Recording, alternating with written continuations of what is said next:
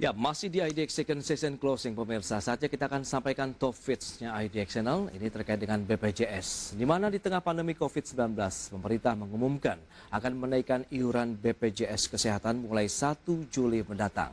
Informasi ini pun menjadi top fit Instagram IDX Channel, di mana sejak diposting telah menarik perhatian kurang lebih 1.000 netizen. Bahkan banyak yang komplain akhirnya terkait dengan kebijakan seperti ini. Dan berikut sejumlah komentar dari netizen. Pertama dari Elvan Sopandi yang menyebutkan bahwa kata pemerintah apabila BPJS turun, rakyat kecil berucap Alhamdulillah. Kemudian pemerintah kembali menyatakan tapi bohong. Wah, ini nampaknya menyindir pemerintah begitu ya. Dilakukan yang dinilai ini seolah-olah melakukan prank menurut Elvan Sopandi. Kita beralih ke komentar berikutnya dari Muhammad Amir Jaidi. Jadi kali ini lebih pro ke pemerintah, katanya lagi pula itu untuk kebaikan kita semua. Ayo kita dukung pemerintah selama untuk kebaikan bersama. Ini salah satu yang juga mendukung adanya memang alasan dari kenaikan iuran BPJS. Dari Malio Lo Mahamat. Padahal kesehatan itu dijamin oleh pemerintah dalam Undang-Undang Dasar, tapi miris yang harusnya jadi tanggung jawab negara malah dibebankan kembali ke masyarakat. Ini dia lagi-lagi sejumlah komentar yang diberikan oleh netizen dengan informasi yang baru saja kita sampaikan. Baik, kita lanjutkan kembali perbincangan bersama dengan Bapak Luki Bayu Purnomo. Halo Pak Luki. Ya, halo Pak Luki. Ya. Baik, Ya. Terima kasih masih bergabung. Tadi sudah disampaikan ini, BPJS di tengah pandemi virus corona yang sedang meluas di Indonesia akan dinaikkan pada 1 Juli mendatang. Akankah ini menjadi salah satu nanti juga yang menjadi sentimen negatif market secara makro, kemudian nantinya akan menekan juga ke pasar modal atau tidak terlalu berdampak signifikan menurut Anda?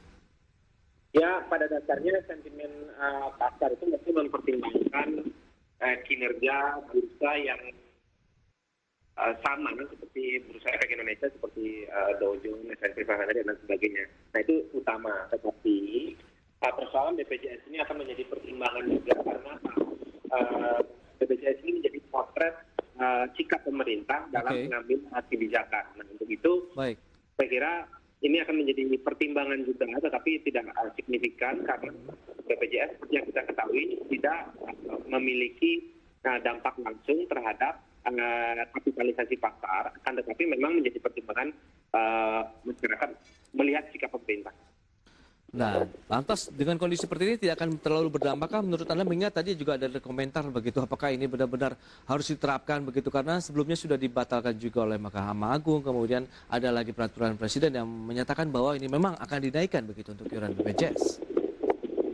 Kalau kita lihat dasar dari komentar dan pandangan Mahkamah Agung yang melihat bahwa aspek keadilan dalam situasi seperti ini itu akan menjadi masuk akal apabila tidak dinaikkan, karena pendapat dari Mahkamah Agung menjelaskan bahwa dalam situasi seperti ini beban hidup masyarakat itu menjadi pertimbangan utama terhadap beban hidup keuangan masyarakat yang dikatakan tidak mampu untuk memenuhi kewajibannya membayar BPJS. Nah, itu saya kira menjadi hal yang wajar dan itu menurut pandangan saya barangkali belum dibatalkan, tetapi sebaiknya ditunda karena kita saat ini sebaiknya memperoleh atau mendorong sentimen baik sentimen di sektor keuangan, kemudian di sektor produk dan jasa untuk tetap mempertahankan kualitas keekonomian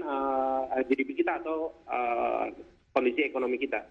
Baik, itu dia analisis yang menarik ya terkait dengan rencana kenaikan iuran BPJS. Kita beralih lagi ke pasar modal. Bagaimana menyikapi market besok hari terakhir perdagangan begitu? Rekomendasi yang Anda berikan, apakah ada sektor lain yang cukup seksi di tengah kondisi pandemi seperti ini dengan beberapa sektor yang lain berguguran, Pak Luki?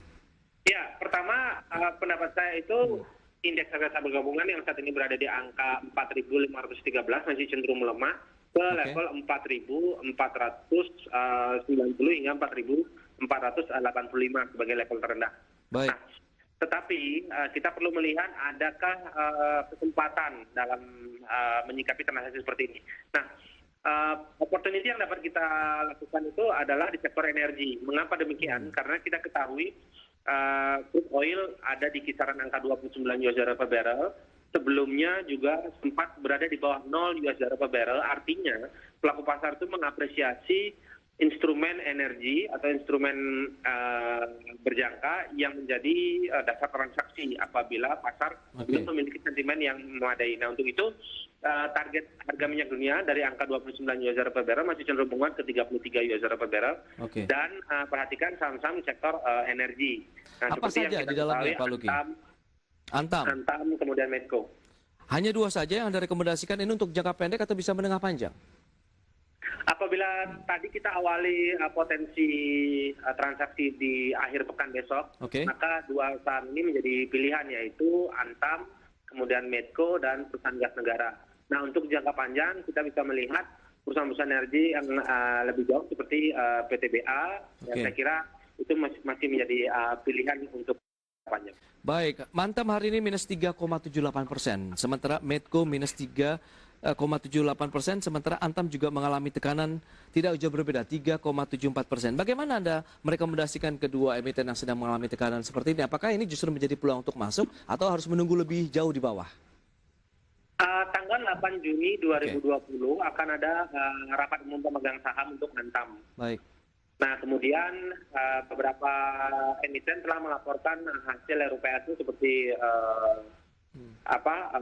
gas. Kemudian yang akan datang juga 20 Mei adalah Adaro. Nah, untuk itu koreksi yang dapat dialami hari ini itu sebenarnya menjadi peluang transaksi karena apa? Sebenarnya transaksi yang dapat dilakukan ini menyambut adanya rapat umum pemegang saham, dan kita ketahui RUPS itu menjadi satu momentum bagi para pelaku transaksi yang menggemari transaksi earnings season.